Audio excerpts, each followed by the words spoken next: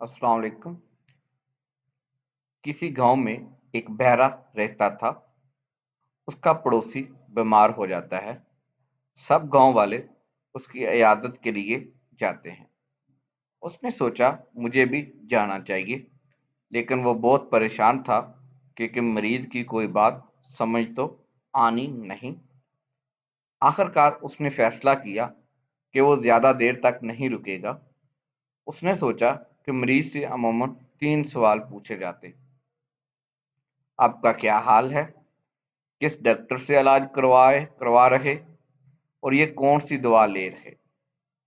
ये सोचकर वो मरीज के घर पहुंचा। सलाम करने के बाद उसने पूछा कि क्या हाल है। मरीज उस वक्त सख्त तकलीफ में था। उसने कहा, मर रहा हूं। बहरे ने समझा कि वो कह रहा है कि ठीक है। उसने जवाब दिया, चलो अल्लाह का शुक्र है।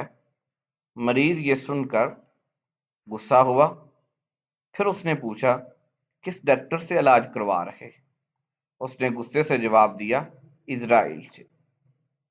उसने अंदाजे से जवाब दिया, अच्छा, डॉक्टर है, इलाज जारी रखे। मरीज ये सुनकर गुस्से से लाल पीला हो गया।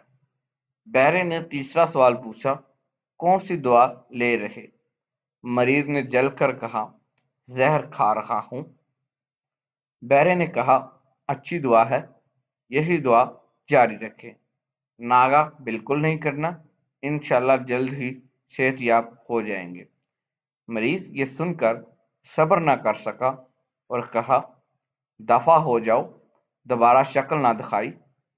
बहरे ने समझा बीमारी की वजह से तबीयत खराब हो रही और वो उठकर चल दिया।